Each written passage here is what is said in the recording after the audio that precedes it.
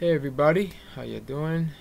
This is Kepra checking in, give you an update on the solstice of all solstices, the winter solstice 2012. Today is actually the 21st. I am in the middle of my fast.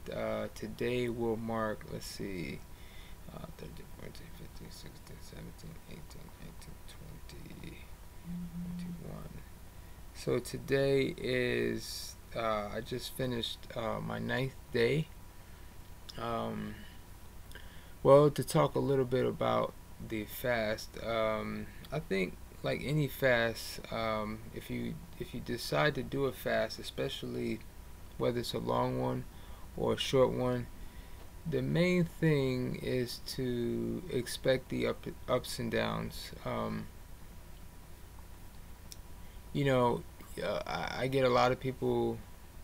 Um, it's always, at my shop every day, people are picking up juices, about to usually undertake a 3 day fast, so they might be doing longer. And one thing I always tell them is like, you're gonna have ups and downs. You're gonna have, if you have a bad day, usually you will follow a good day. And um, because it's been a minute since I've done a fast,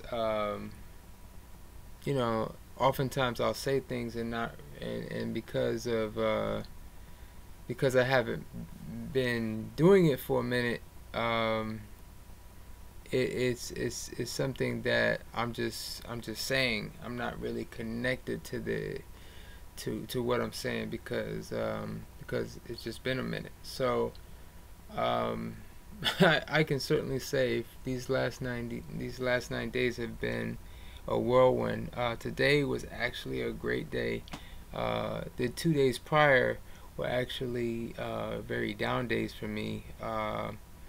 And the thing is that I don't want to say, I shouldn't say down. They're just low energy. And the thing is that when we analyze the winter solstice is low. At least there's a lot of yin energy, a lot of um, it's a time to really rest. And with any fast, that's what you want to do anyway. You really want to get um, complete rest. You're resting your digestive system, but you also want to get lots of sleep. It's not. It's. I mean, if you can get like say upward to 12 hours of sleep, that would be like so beneficial because you got to think too.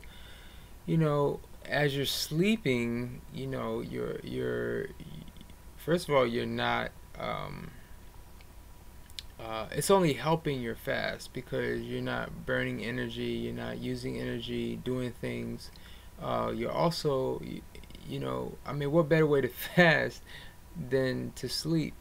While you're sleeping, you are actually in complete relaxation, and you're not even drinking. You're just on the breath. So so yeah. So basically, any fast, especially an extended fast, you should expect roller coaster action. Good days. I had one day where you know I was actually gonna do another blog, but one day I was up 4 o'clock in the morning. I think I went to sleep 10 o'clock the night previous, and woke up at 4 o'clock. I laid in the bed for maybe 20, 30 minutes, and I was like, okay, it's obvious I'm not going back to sleep. So I just got up and started my day. Um, that never happens. I love sleep, and you know, it's easy for me to sleep. 7, 8 o'clock. Even if I wake up at 4 o'clock in the morning. So I had a day. I think that was the fourth day, or going into the fourth, or going to the fifth day. Um, I had that day where I was like, okay, my energy is super high, and even as a raw food chef, my food definitely comes out better. So, for those of you that are making food, even if you're a mom or someone who's take care caretaking your children, and you got to cook, and or if you're just making meals, or if you're like me and if you doing raw food for a living, um, you just don't have nothing holding you. You just it's just pure energy, because that's what you're drinking. You're drinking pure living juice. So it's just you're running on, like, just high energy, high energetic um, nourishment in a form of juice. So when you're doing that, everything is just accelerated. I think that's why they even call it a fast. Everything is just works faster. You just have to sort of manage those down days or those low energy days, because you're gonna have those, especially on a fast. So I just been really grateful for this experience. I'm grateful for this. This is history. December 21st, 2012. We're coming to a close. This on Eastern Standard Time. It's now 11:28 p.m. And so, in about 30 minutes, it'll be December 22nd. At least here on the Eastern Coast, on the East Coast. So, this marks a new time, a new beginning. This is the end of a 26,000 year cycle. So I mean, there's a lot to look forward to, literally. So, what I got coming up, I just want to talk about some of the things that I got coming up. Um, every year, I think this is the third or fourth year, I put out a personal challenge for everyone, 100 days of raw food, starting January 1st, 2013, going into April 9th. I just put out a personal challenge for people. It's just kind of like something that I've done, and I think 100 days, it takes 21 days to form a habit.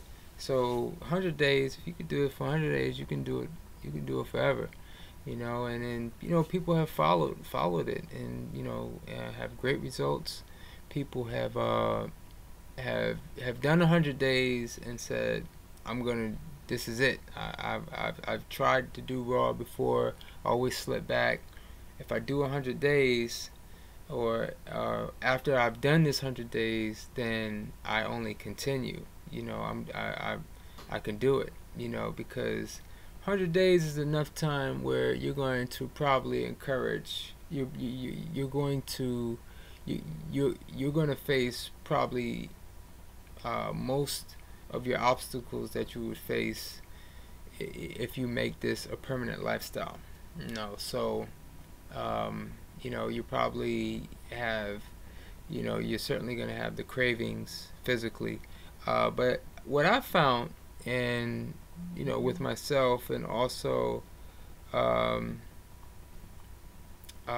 with most people, is that it's not so much the physical. It's actually, a lot of it is the social.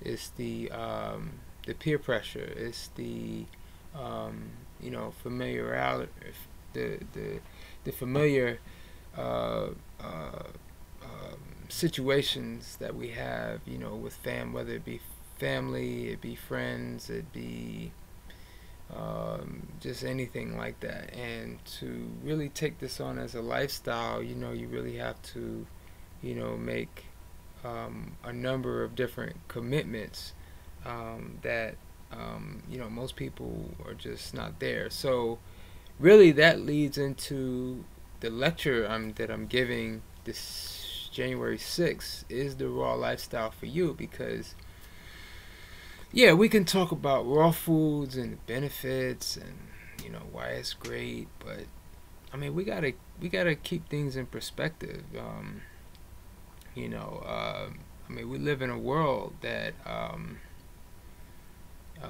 I mean, we have there's so much, you know, in terms of living and, you know, experiencing not just, you know, our own life experience, but, you know, I mean, part of what makes life worth living is how we connect with others. And, you know, yes, we live in a predominantly cook food world. That's you know, at least among human beings.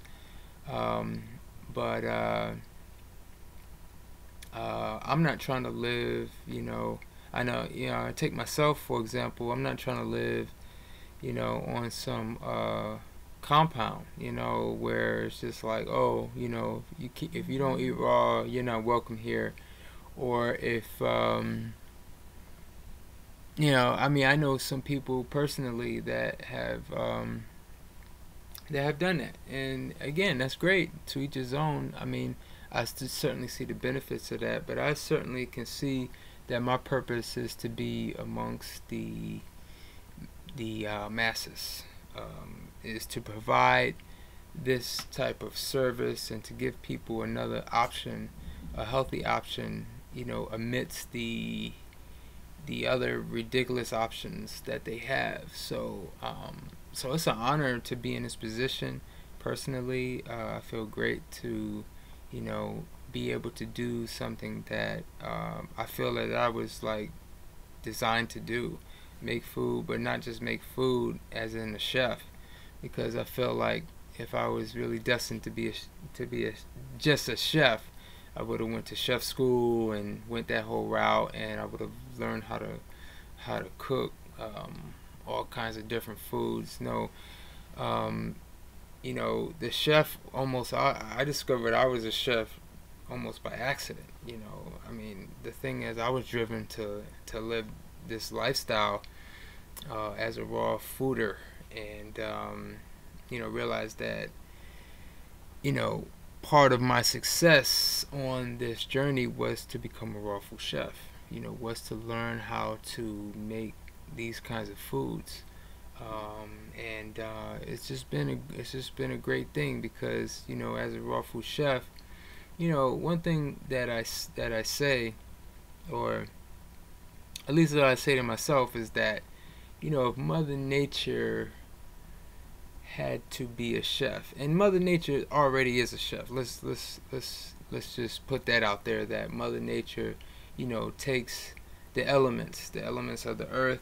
She takes the elements of rain, of air, of of of of of the things seen and that you can touch, from the things that you can't see and that you can't touch, and produces the perfection of fruits and vegetables, nuts, seeds, sprouts, um, you know, all the things that we're meant to eat, and she does it perfectly.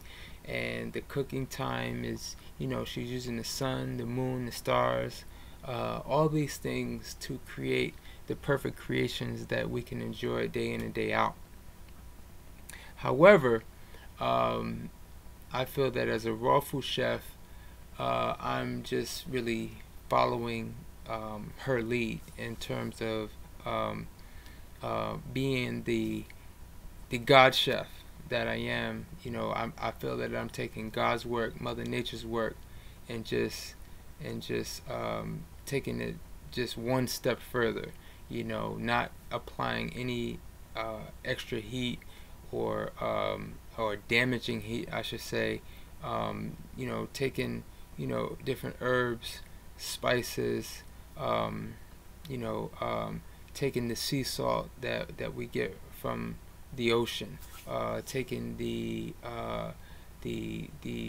you know, some of the stronger foods like the onion and garlic, just using hints of that, um, the nuts, the seeds, the vegetables, and just, you know, I feel like if you know, I feel that as a raw food chef, you know, I feel that if Mother Nature had to, you know, come to Earth in human form, that she or he would be a raw food chef. That's just very, very clear. I mean, you can't. That's not even debatable. You know, again, it's just so in harmony with what she's already producing. And just to take it one step further, I feel that, you know, and again, that just brings, you know, at least to my own personal spirit, that just brings an honor and a glory um, to what I do for a living. So yeah, so January 6th is the lecture. I'm going to be talking about the raw food lifestyle. Is it for you? Is it if it is for you, or if it's not for you? You know, just what it is. You know, just some things to think about. And I think that it's going to be well. What I'm going to try to do is is actually post it here on YouTube, and so those of you that are not in DC, if you want to check it out. I also did a lecture earlier this year, 2012, which was really good. That was my intention to put it out on YouTube. So I'm still working on that. I know I'm like really late, but I'd like to get that out too. So just look for that. Definitely stay up on the updates. The other thing I want to talk about too is raw food emergency preparedness. And the reason I want to get into this, I'm going to get into this in the lecture, is because, well, for those of those people that know me, before I became a raw food chef, I was and this may surprise maybe all of you, is that I was actually I was a professional day trader. That was something that I did. For 3 years, I woke up, you know, and sat in front of my computer and made decisions day in and day out on, you know, buying, selling, you know, basically trying to, you know, look to make capital gains. That's how I made my living.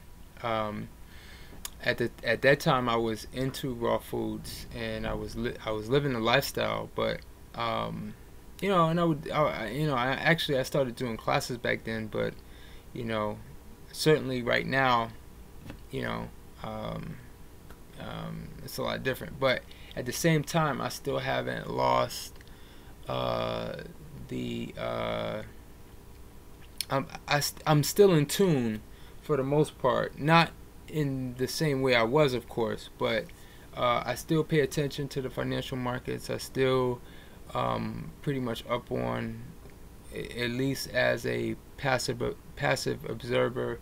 You know, you got a lot of things that's happening in the news, and you know, just based on where I personally see things going. And again, being a naturalist, being a student of nature, you know, being a raw foodist has like really connected me with nature. You know, again, I'm talking about the solstices, the equinoxes. So, you know, I'm big into cycles, and you know, because I'm studying nature, I'm studying cycles. I've put it together in terms of a philosophy and a science on how I live my life with the food. I'm seeing how these things apply to the economy and to the world at large, and you can it's really not that difficult to forecast the high probability of what is probably going to happen. And what that is and when that happens, nobody really knows, but it doesn't stop us from preparing. I mean, all of us, you know, if you drive, you put on a seatbelt. Do you think do you put on a seatbelt because you know you're going to get into an accident? No. You put in a seatbelt because if it does happen, and then there is a chance that it could happen, no matter how good of a driver you are, is that you have that seatbelt on. So, being a raw foodist and understanding that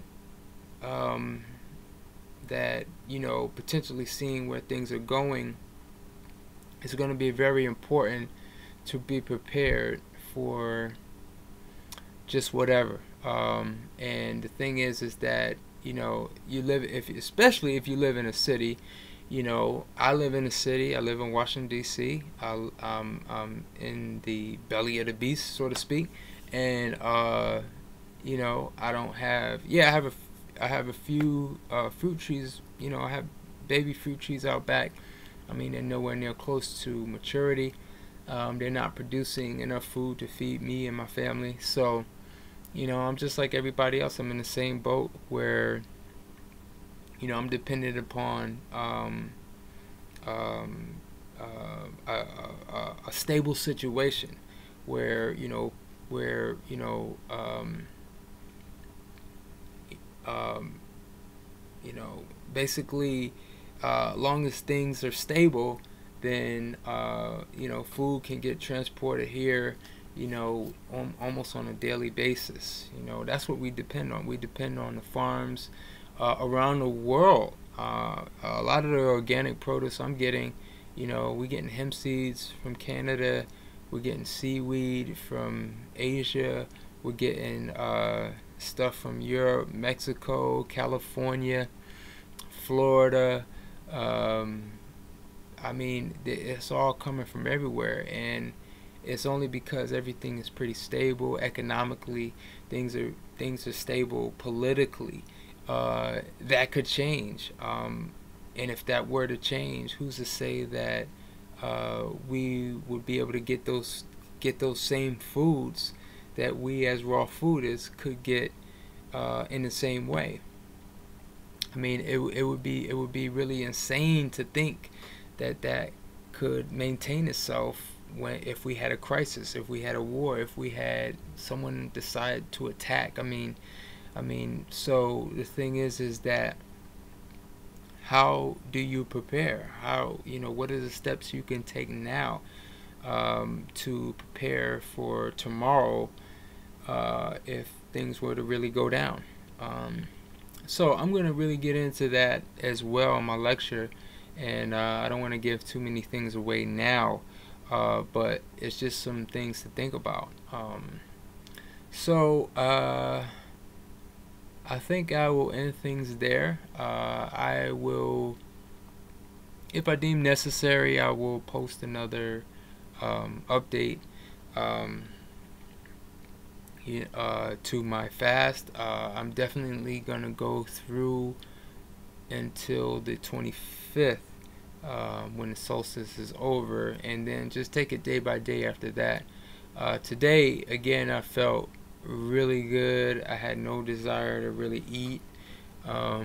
Yesterday was a whole nother story. I didn't necessarily have the desire to eat, but I was just very fatigued, very low energy.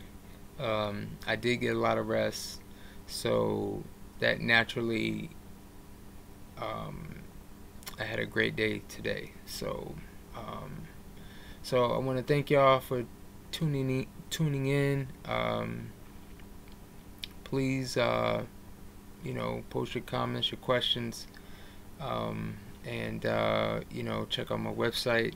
Um, Kepra's rawfoodjuicebar.com or chefkepper.com. Um, yeah. Thanks again for listening. I encourage you to, just do your best and you do that at least through. There's no better way to do that than through taking periodic breaks from food. You really find out what you're all about. All right.